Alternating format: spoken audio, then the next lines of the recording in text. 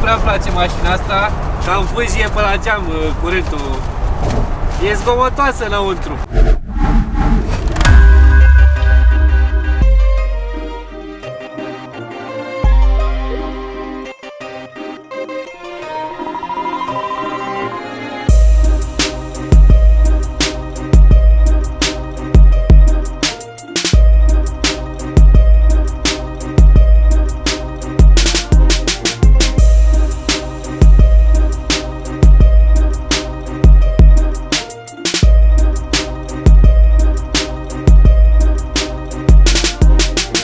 Salutare și bine v-am găsit! Azi o să avem un serviciu, un Audi A5.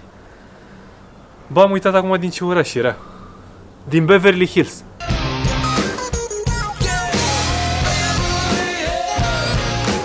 Câte mașini am avut din Beverly Hills? Vreo 2, 3. Bă, o să fie foarte interesantă treaba. Asta e la vreo 5 km de Caracal, nu?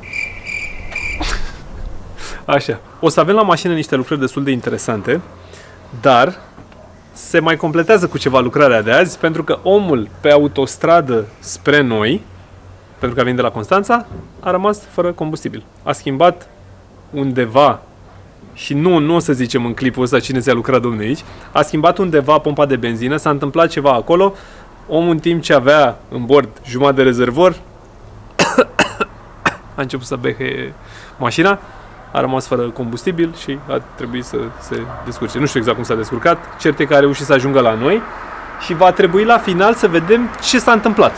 Deci trebuie demontat acolo și trebuie văzut care e problema. Și vom băga imediat mașina în service, dar până una alta, frații noștri de la Deomax ne-au rugat să vi-l prezentăm pe domnul Decebal. Bine, sunt sigur că voi îl știți. Domnul Decebal vine în vreo 5 variante, asta se numește apele, e destul de tare. Există apele, munții și toate nebuniile, dar pentru cei care vor să vadă toate aromele, avem așa ceva, varianta 5-pack, pentru că dacă n-ai 6-pack, știi ce zic, poți să iei un 5-pack. A fost o plăcere. 3 chestii tari despre Decebal. 1. Parfumul se microîncapsulează în moleculele materialului. 2. Tehnologia folosită face ca eliberarea parfumului să vină ușor până la 60 de zile. Și 3. Nu curge, nu pătează, n-are ce să strice în mașină. Ce avem noi aici? Și ce avem noi acolo? Stăpânul inelelor. Avem acolo, la Dragoș, mașina de familie. Și aici mașina? Capul de familie. Ăla e. Stop! Înțeleg că e lucrare cu brațe? Nu. Nu? Trebuie să schimb flanșele. Aplauze în tot serviciu, nu sunt brațe. Ați zis de picioare, nu de brațe. Trebuie să schimb flanșele. Ca să schimb flanșele trebuie să dau jos fuzetele. Ca să dau jos fuzetele trebuie să fac și rubul de acolo. Dacă nu iese, dăm tot suspensia jos. Deci practic e zi de brațe. Da. Ca și tot la murtăciunea de E șurub de așa, acolo. e în spate.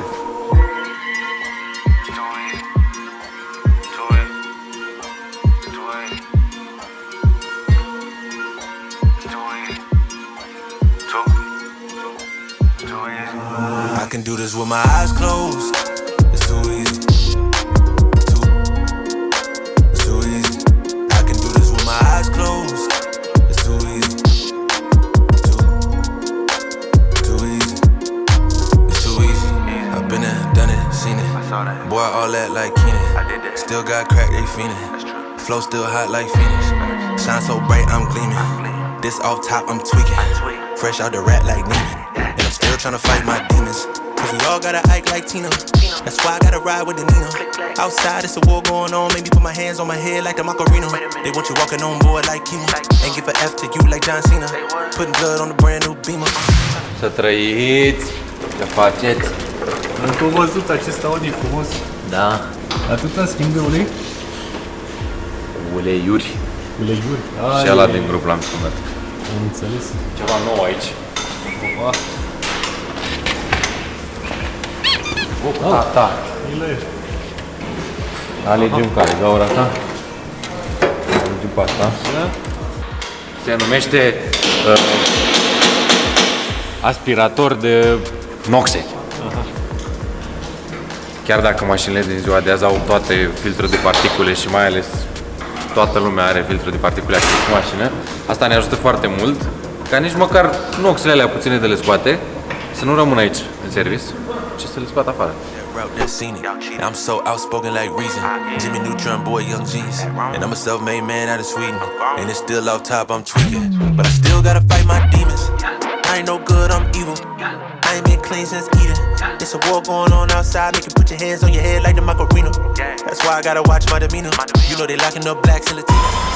Această cale vrem să mulțumim firmei Audi și firmei Volkswagen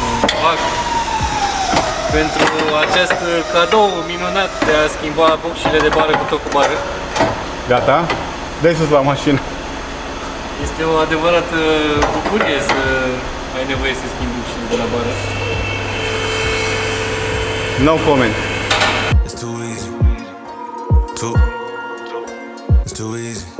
I can do this with my eyes closed. It's too easy. It's too easy. I can do this with my eyes closed.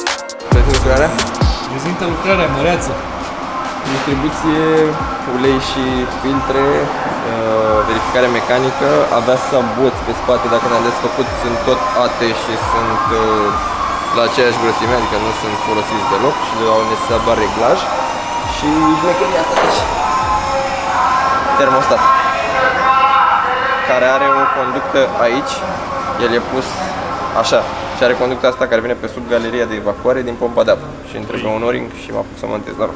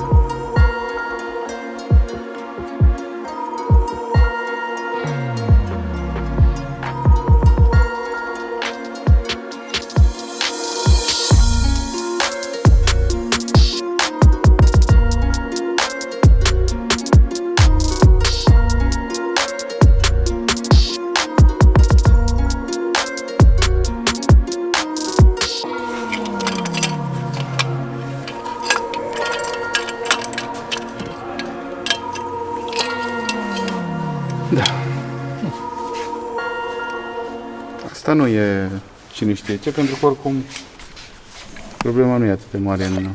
Da, nu e... O să o spălăm oricum. O spăl, lui Sam. Problema de fapt e aici, înăuntru.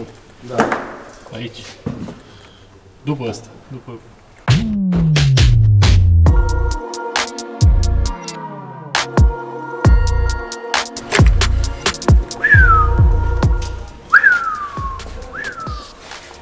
Mamă, ce inima mâncată.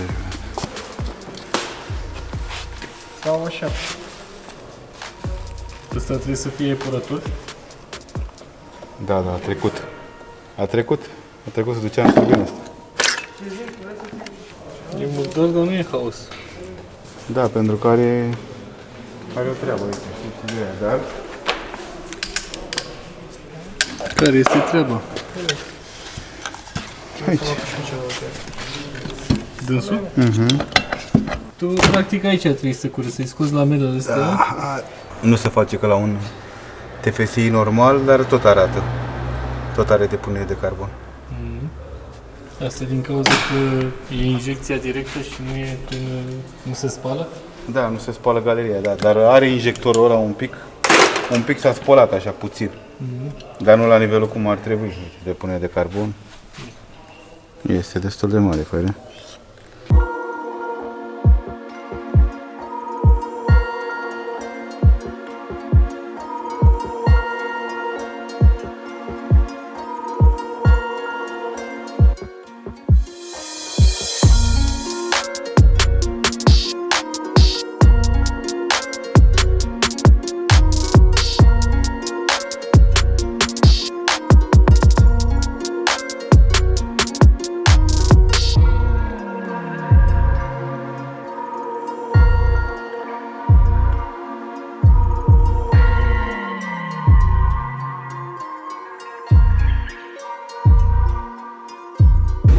După ce avem în fața așa, al meu, garnitură de la termoflot, un cot pe lângă și garnitura de la admisie, vedem pe care o mai pun, cu clapetă sau fără clapetă.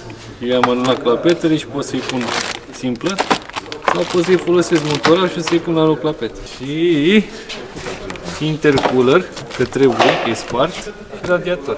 Intercooler este în performance cică, care de fapt este un intercooler de 335 care se potrivește la cuple cu 320. Deci pentru cine vrea să-și schimbe intercoolerul la M47, cam asta e varianta plug and play.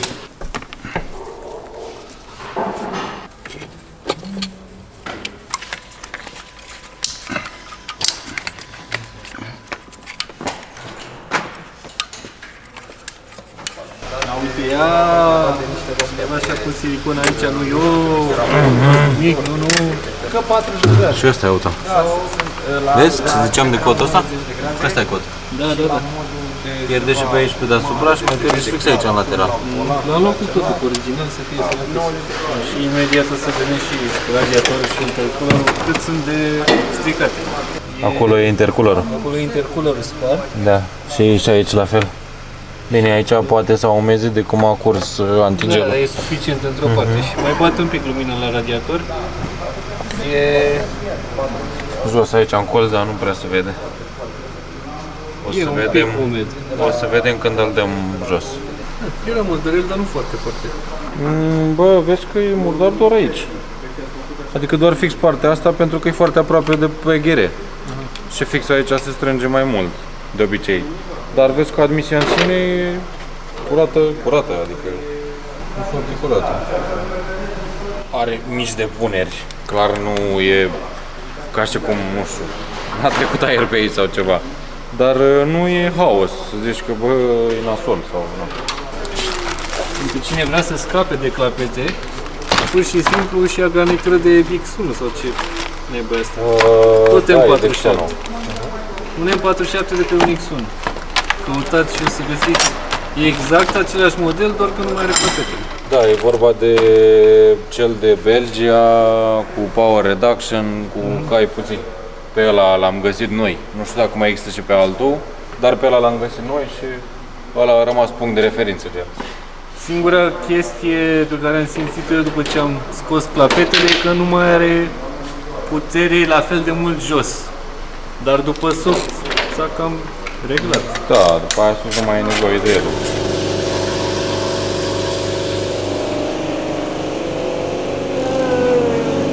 Mort băiețelul ăsta. Mort. Uite, mort aici. Aici e de la apă, nu.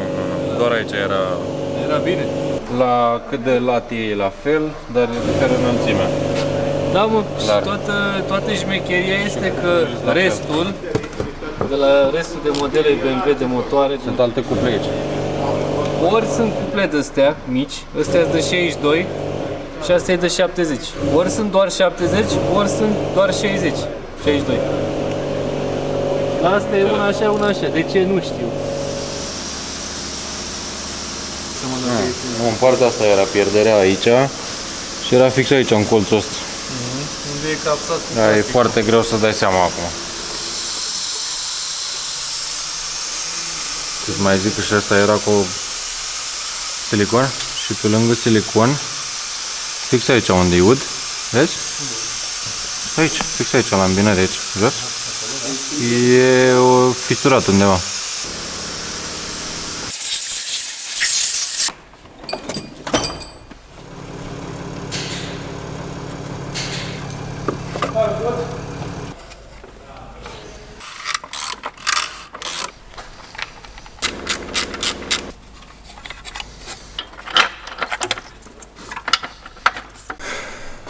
Cam asta e diferența dintre ele, Cam asta e.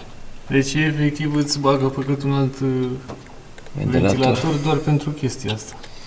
Că nu e de vreo putere mai mare sau efectiv are carcasa mai lungă un pic. Dar poți să trăiești și fără să dai banii pe alt ventilator. Așa ar trebui, da. Eu pot să știu, eu chiar o să-mi dau silință.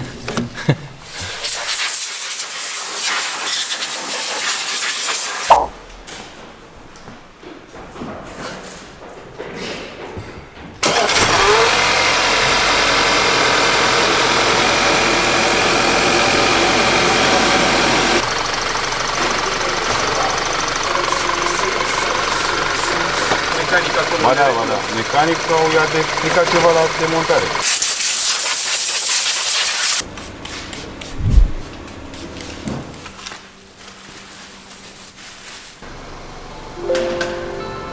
Mai facem o scanare înainte de a pleca. Să vedem dacă există vreo problemă. Nici o problemă.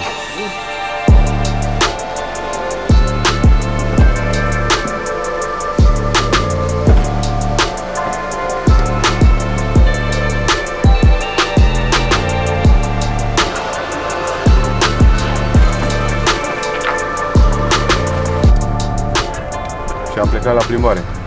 Vremea perfectă. La mare, la soare.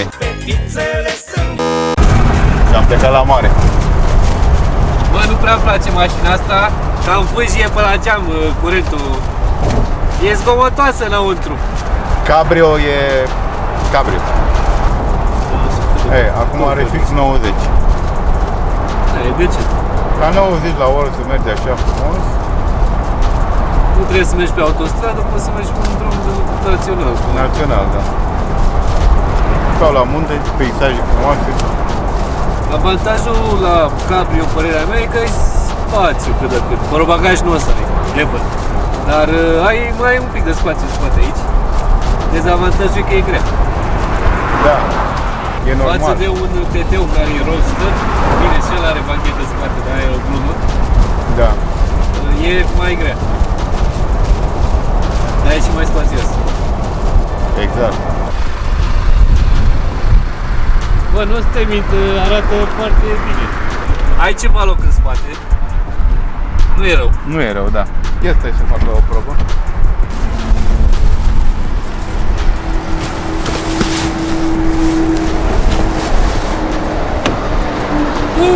Nu e rău. Și portbagaj? Aia nu e.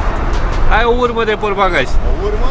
Da, da. O capătezi înapoi. Gata, nu mai. Mergem acoperiți. Hai înapoi la serviciu. Hai să mergem. Am impresia că la viteza legală de 130, mașina se comportă mult mai stabil. E mai plantată. Da, o simți așa, știi, mai ca o cărămidă. Știi? E grea. E grea, exact, cuvântul ăsta, cred că, pentru că... Cum ai simți un A8, să zicem, din Da, ceva de genul ăsta, dar știi, e pur și simplu o simți acolo, că stă fixă, adică chiar e o diferență bine. De 1.5 normal. Da, se simte clar. Adică la 1.5 mai curentul motorată se simte așa plantată, știi? Cărămidă, vezi cu cărămida de papotabilă. Da.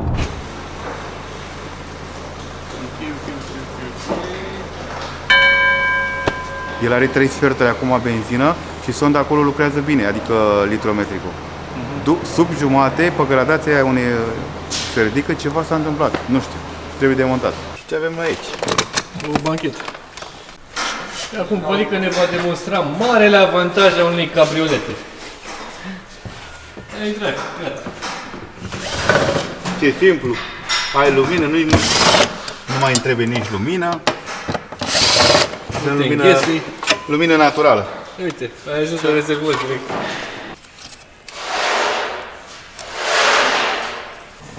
Benzina, gata. E caldă și dă înapoi.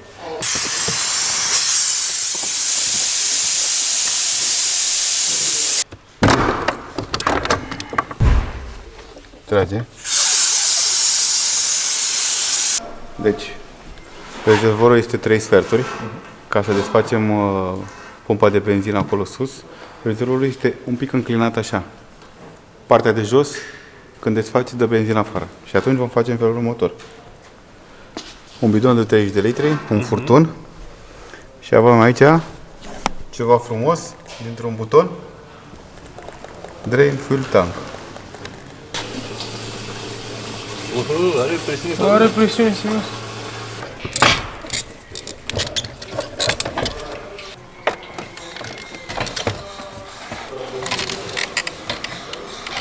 Firele, are și îi băga prin el.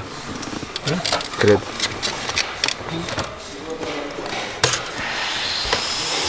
Nu e interesul Rareș? Rareș.